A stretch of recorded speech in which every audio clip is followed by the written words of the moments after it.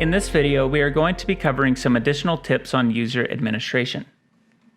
To get started, log into Cardpointe and click on the Administration tab. Next, click on the Users sub-tab, and finally, click on the user you wish to interact with. Here you'll see that we have a couple of buttons. One allows us to send a password reset to the email associated with this account, and the second button allows us to just delete the user outright. We can change the name, the time zone, and the type of user as well.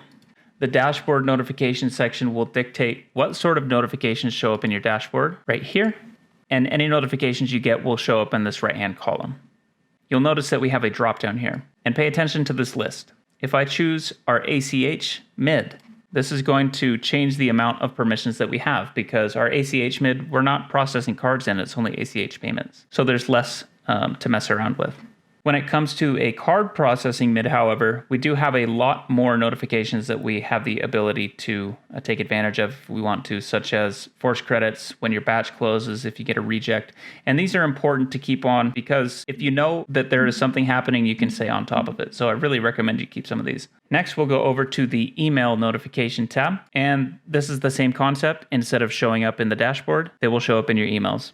Funding report delay is an important one because it will let you know if your funding report is going to be delayed so that you're not too anxious about it and wondering where's my money at. And in this bottom section, we can dictate what criteria is going to send us emails. Just the same as it was for the dashboard, except you'll see that we now have support ticket alerts down here at the bottom.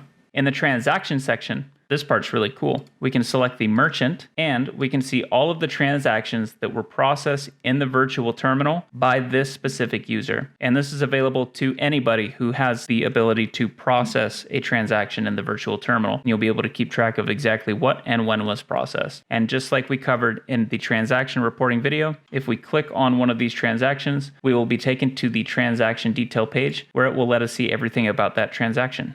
The Bolt tab is handy if you have Bolt terminals attached to your system, and this will allow you to choose a default terminal to be used in tandem with the virtual terminal. So let's say that you were unable to process in Sage for whatever reason using your terminal.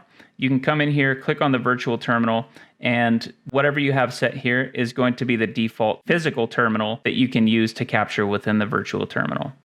If this video was helpful to you, please give us a thumbs up. Click the subscribe button and notification bell to ensure you stay updated when we add new tutorials.